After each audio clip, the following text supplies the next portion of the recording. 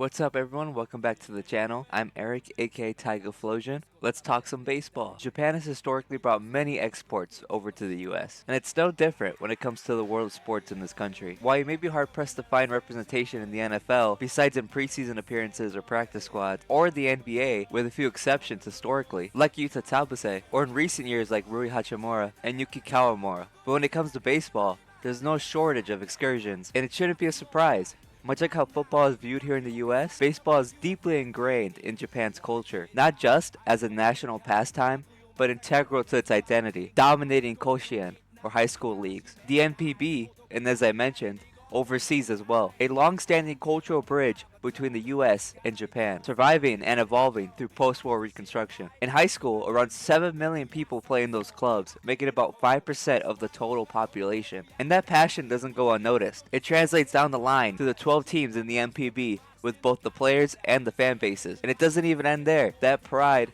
has brought them huge success on the international stage, with Japan winning 3 out of their 6 World Baseball Classic appearances. The caliber of pure talent that comes from the country cannot be understated. Off topic, but even in the pro wrestling world, some of the best matches and performers on the planet are from and have taken place in Japan. And the history of pro wrest is incredibly rich and long-standing. There's also a really good parallel to make with the mixed success of when these wrestlers go on excursions and leave Japan, which actually connects us right to the point of this video. Within the past decade, the MLB has been dominated by talent from Japan. Shohei Ohtani rewriting what a superstar looks like. Yoshinobu Yamamoto carving up lineups and winning the World Series MVP. Seiya Suzuki wafting out bombs at Wrigley. And Munetaka Murakami doing what seemed impossible in his rookie year, making the White Sox a watchable team. Not even Jerry can stop his aura. Even players like Shota Imanaga and Kazuma Okamoto put on some pretty good shows. But as you've seen in regards to the recent news involving Tatsuya Imai, for Japanese players, adjusting to a new system is insanely difficult. The travel, the longer schedule, the environment, the hardness of the mounds, the language barrier, the talent pool, the play itself. An example of that being less reliance on off-speed pitches. It's the game they've known for their entire life, but somehow so different. The Japanese pride and mentality also plays a huge role in how they perform in the MLB, both in their incredible highs and inevitable lows. And it comes from that time in the NPB. Tied to Gaman, perseverance through hardship without complaint, Wa, group harmony, and Sonke, respect and honor. Japanese players often arrive with an unmatched work ethic and mental toughness. Practices in the NPB are famously grueling. Longer sessions, repetitive drills, focus on fundamentals that build endurance for both the body and the mind. This mentality has powered successes like ICHIRO Suzuki, who turned hype into a Hall of Fame career through pure dedication. I mean, holy aura. Bro had his first name on his jersey. And Hideki Godzilla Matsui, through consistent production with quiet resilience. Seiya Suzuki and Shota Imanaga have spoken about building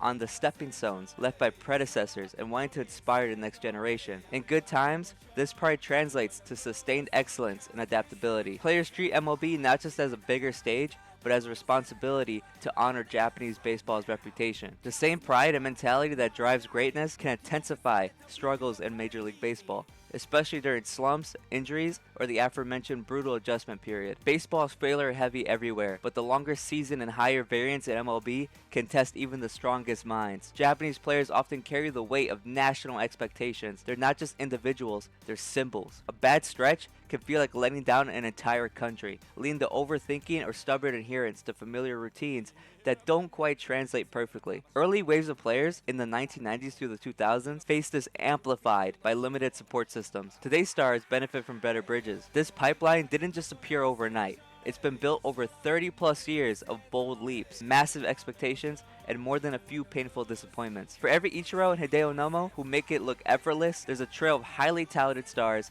who arrived with fat hype, fatter contracts, and enormous pressure, only to fade faster than expected. We start off with Hideki Irabu, who was billed as the Japanese Nolan Ryan, an absolute force of nature in the league, by the way. The Yankees fought hard to get him, but once he stepped onto the field in pinstripes, things unraveled. Mechanical issues, off-field distractions, and the brutal New York media glare turned what was supposed to be a coronation into one of the most talked about disappointments of the era. And Irabu wasn't alone. As the 2000s rolled in, more big names made the leap.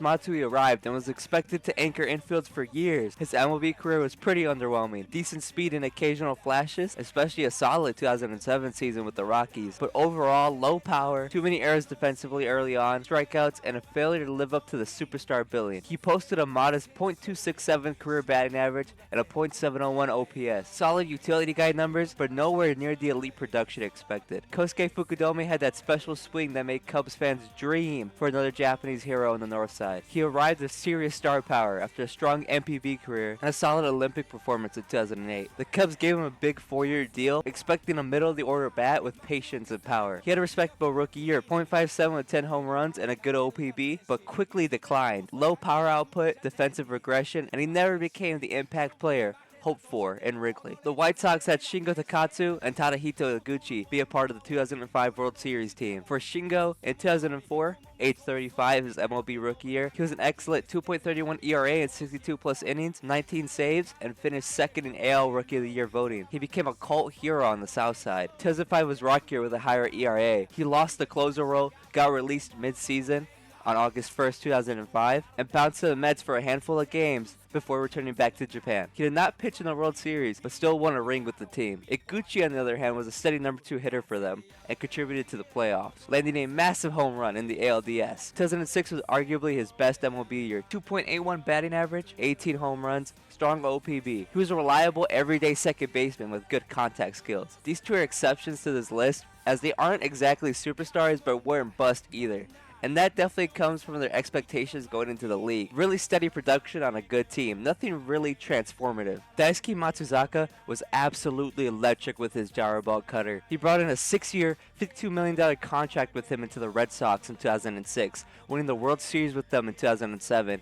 You don't get called a monster of the Heisei Era for nothing. He had 2 strong early seasons, but then multiple injuries, including a shoulder injury, elbow injury, and Tommy John surgery. High pitch counts, walks, and inconsistency took over. From 2009 onward, he was frequently hurt and ineffective, finishing with a mediocre overall MLB record. Many consider him one of the highest profile disappointments due to his massive investment and initial buzz surrounding him as a dominant ace. Before we finish, just want to give a mention to the lesser bust. Pitcher Max Suzuki, pitcher Masao Kida, and catcher Konji Jojima all had promise but struggled to find consistency and never really stuck around in MLB. We end things with Kei Igawa, often called one of the biggest Japanese flops ever, especially compared to Irabu.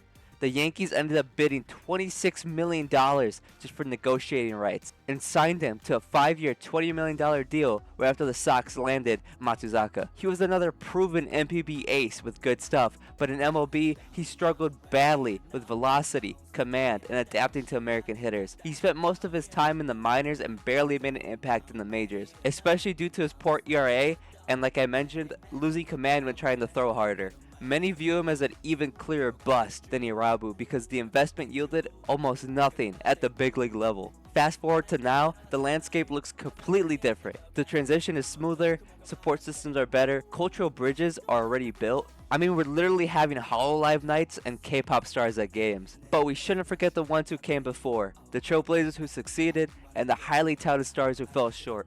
Their struggles weren't failures in the grand scheme, they were necessary steps into turning a risky experiment into today's thriving reality. Woo! Now I can finally catch my breath. Anyways, I'd like to thank you guys for watching this video. I'd like to hear your thoughts, your suggestions in the comments below. See you guys in the next one. And I can leave this off with a smile because as of right now, the Cubs are on a 6-game win streak. But even though they're doing that, they're in the Hell division and they're still stuck right in the fucking middle. But hey, shout out Nico Horner, by the way. He is an absolute dog.